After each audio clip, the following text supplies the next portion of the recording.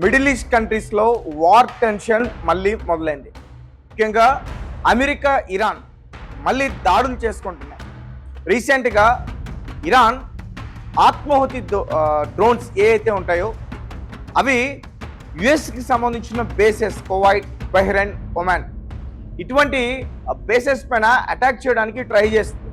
ఇది ఒకటో రెండో మూడో కాదు, కొన్ని వందలాది డ్రోన్స్ ఆత్మాహుతి దాడికి పాల్పడే డ్రోన్స్తో అటాక్ చేస్తుంది.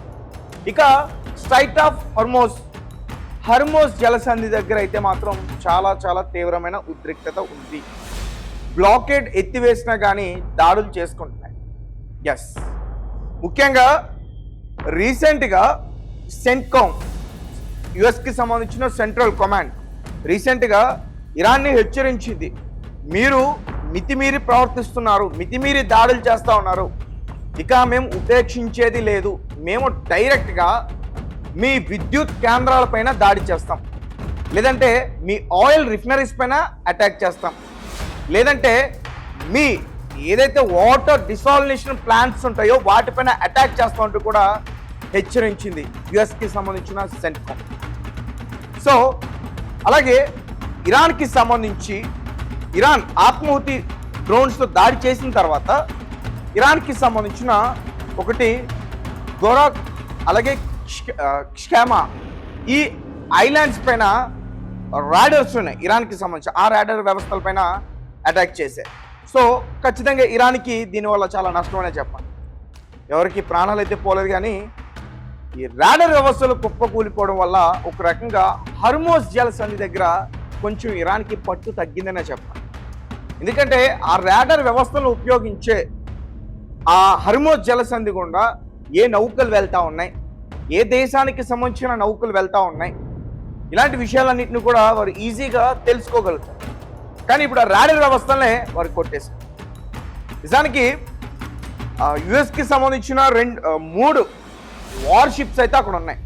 మనం ఎంతసేపు యుఎస్ఎస్ గెరాల్డ్ ఫోర్డ్ లేదంటే యుఎస్ఎస్ అబ్రహాం లింకన్ వీటి గురించి మాత్రమే మాట్లాడుకుంటున్నాం.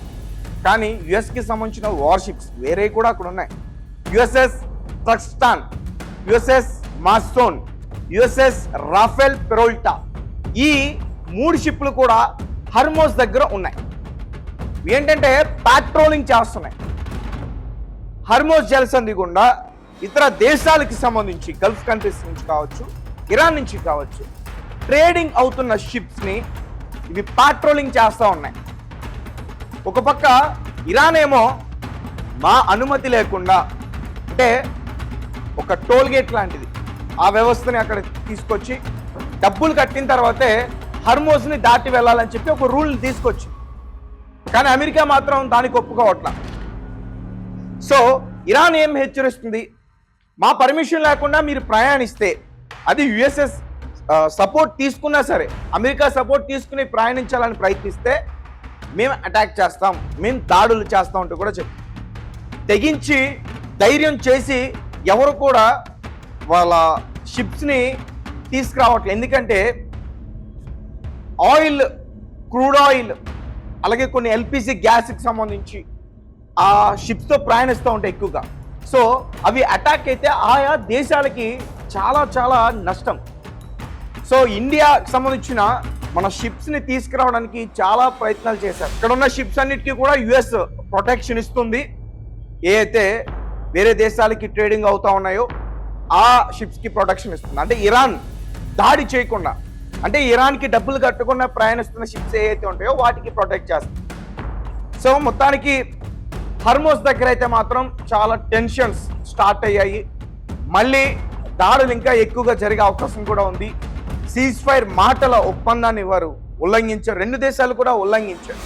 సో ఇటు ఇరాన్ని నమ్మలేం, అటు యుఎస్ని నమ్మలేం. సో హర్మోస్ దగ్గర షిప్స్ ట్రావెల్ చేయడానికి చాలా భయపడుతున్నాయి. ఎప్పుడు యుఎస్ ఏం చేస్తుందో తెలీదు, సడన్గా అటాక్ చేస్తుంది. ఇరాన్ ఎప్పుడు అటాక్ చేస్తుందో తెలీదు. డ్రోన్స్తో ఆత్మాహుతి దాడులకి పాల్పడుతుంది. సో షిప్స్ ప్రయాణించినప్పుడు ఒకవేళ అంటే వారిపైన డైరెక్ట్గా అటాక్ చేయకపోయినా కానీ వారు ఏదైతే మిసైల్స్తో అటాక్ చేసుకుంటారో అవి గాల్లో ఇంటర్సెప్ట్ అయినప్పుడు అవి కావచ్చు, లేదంటే డెబ్రీస్ కావచ్చు, ఒక్కోసారి మిస్ఫైర్ కూడా అవుతుంది. ఆయా సందర్భంలో ఒకవేళ క్రూడ్ ఆయిల్తో ప్రయాణించే ఈ ఓడల్ని అవి కనుక ఢీకొన్నాయంటే భారీగా నష్టం వచ్చే అవకాశం ఉంటుంది, తగలబడిపోతుంది, పెద్దగా ఫైర్ బ్లాస్ట్ అవుతుంది సముద్రంలో. సో దీంతో చాలామంది కూడా షిప్స్ని తీసుకెళ్ళడానికి భయపడుతున్న పరిస్థితి. సో దీంతో వరల్డ్ మొత్తం అక్కడి నుంచి కూడా 20% to 25% ఆయిల్ ట్రేడింగ్ ఎక్కువ జరుగుతూ ఉంది. మేజర్గా మన భారత్కి కూడా అక్కడి నుంచే ఆయిల్ ట్రేడింగ్ ఎక్కువగా జరుగుతుంది. సో అలాంటిది ఇప్పుడు అక్కడ సరిగ్గా రవాణా లేదు కాబట్టి, రవాణా సౌకర్యానికి పూర్తిగా ఆటంకం కలిగింది కాబట్టి మనం ఈ ఆయిల్ సంక్షోభాలని ఎదుర్కోవాల్సిన పరిస్థితి వస్తుంది. అలాగే వీటితో పాటు ఆర్థిక సంక్షోభాలను కూడా ఎదుర్కోవాల్సిన పరిస్థితి వస్తుంది. ఆల్రెడీ నరేంద్ర మోదీ గారు ఇంతకు ముందే కేంద్ర మంత్రులతో ఒక అత్యవసర భేటీని కూడా నిర్వహించారు. దానికి సంబంధించి కూడా నేను ఒకసారి మళ్ళీ డీటెయిల్గా ఎక్స్ప్లెయిన్ చేసే ప్రయత్నం చేస్తాను. సో ఇరాన్ అయితే మాత్రం కువైట్, ఒమన్, బహ్రెయిన్ ఈ ప్రాంతాలని టార్గెట్ చేసింది. ఎందుకంటే అవి ఇరాన్కి కొంచెం దగ్గరగా ఉన్నాయి. ఈ ఆత్మాహుతి డ్రోన్స్ ఏవైతే ఉంటాయో ఈజీగా ఆ దేశాలకి ట్రావెల్ చేయగలరు. సో యుఎస్కి సంబంధించిన నావల్ బేసెస్ కావచ్చు, ఆర్మీ బేసెస్ కావచ్చు, మిలిటరీ బేసెస్, వీటిని టార్గెట్ చేసుకుని డ్రోన్స్తో అటాక్ చేస్తుంది. నిన్న కువైట్ నిజంగా తగలబడిందనే చెప్పాలి. అలాగే బహ్రెయిన్లో కూడా భారీ బ్లాస్ట్ జరిగింది. ఒమాన్లో అయితే వారికి సంబంధించిన ఒక ఆయిల్ రిఫైనరీ దగ్గరలోనే చాలా పెద్ద బ్లాస్ట్ జరిగింది. దీనికి సంబంధించిన డీటెయిల్స్ అయితే ఇంకా బయటికి రాలేదు. ఇరాన్ అటాక్ చేస్తుందా లేకపోతే ఇతర వేరే ఏమైనా ప్రమాదం అక్కడ జరిగింది అనేది క్లియర్గా లేదు. కానీ కువైట్ అయితే మాత్రం పూర్తిగా ప్రమాదంలో ఉందనేది క్లియర్గా చెప్పొచ్చు. ఎందుకంటే ఇరాన్ ఏ టైంలో ఏ రకంగా అటాక్ చేస్తుంది అనేది అర్థం కావట్లేదు. ఒక పక్క డ్రోన్స్ని ఒకేసారి అటాక్ చేసి తర్వాత వెంటనే మిసైల్స్తో అటాక్ చేస్తుంది. కాబట్టి కువైట్కి సంబంధించి వారు ఆయిల్ రిఫైనరీస్ కావచ్చు, గ్యాస్ ఇండస్ట్రీస్ కావచ్చు, వారి ఇన్ఫ్రాస్ట్రక్చర్ కావచ్చు, అంటే అవి డ్యామేజ్ అయ్యే అవకాశం ఉంటుంది. కేవలం యుఎస్కి సంబంధించిన మిలిటరీ బేసెసే కాదు. ఎందుకు ఆ రకంగా ఇరాన్ చేస్తుందంటే యుఎస్ని అదుపులోకి తీసుకురావడానికి. యుఎస్ మా పైన అటాక్ చేస్తే మేము మీ పైన అటాక్ చేస్తాం. సో యుఎస్ మా పైన దాడి చేయకుండా మీరే ఆపాలి. కాబట్టి మీరు యుఎస్ని కంట్రోల్ చేయండి. కంట్రోల్ చేయకపోతే మేము యుఎస్ఎస్ బేసెస్తో వాటితో పాటు మీకు సంబంధించిన ఇన్ఫ్రాస్ట్రక్చర్ పైన కూడా అటాక్ చేస్తూ కూడా బెదిరించే ప్రయత్నం చేస్తూ ఉన్నారు. ఏదేమైనప్పటికీ ప్రస్తుతం అయితే టెన్షన్ గట్టిగానే ఉంది. వార్ మళ్ళీ లాంగ్ వార్ జరిగే పరిస్థితి కూడా ఉన్నట్టు కూడా అంతర్జాతీయ నిపుణులు ఎవరైతే ఉంటారో వారు హెచ్చరిస్తూ ఉన్నారు. సో చూద్దాం, కాసేపట్లో మోదీ గారు దీని గురించి మాట్లాడే పరిస్థితి ఉంటుంది. ఆయన ఏ రకంగా స్పందిస్తారనేది కూడా మనం చూద్దాం. ఏదేమైనప్పటికీ కువైట్, ఒమాన్, బహ్రెయిన్ ఇవైతే మాత్రం పూర్తిగా ప్రమాదంలో ఉన్నాయి. కొంచెం దుబాయ్ లేదంటే ఇరాక్, ఖతర్, సౌదీ అరేబియా కొంచెం సేఫ్ సైడ్లోనే ఉన్నాయి.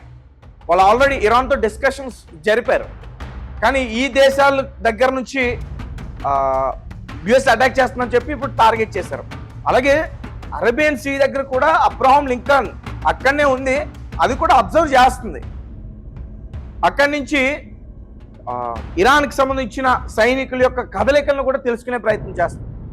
సో ఇరాన్ అబ్రహాం లింకన్ కూడా అటాక్ చేయడానికి ప్రయత్నాలు జరుగుతున్నాయంటూ కూడా చెప్తున్నారు. ఒకవేళ అది కనుక జరిగితే యుఎస్కి చాలా చాలా భారీ నష్టం. ఇప్పటికే యుఎస్ఎస్ గెరల్డ్ ఫోర్డ్ ఏదైతే ఉందో దాని మీద అటాక్ చేయడం వల్ల దాన్ని అక్కడి నుంచి తీసుకెళ్ళిపోయారు.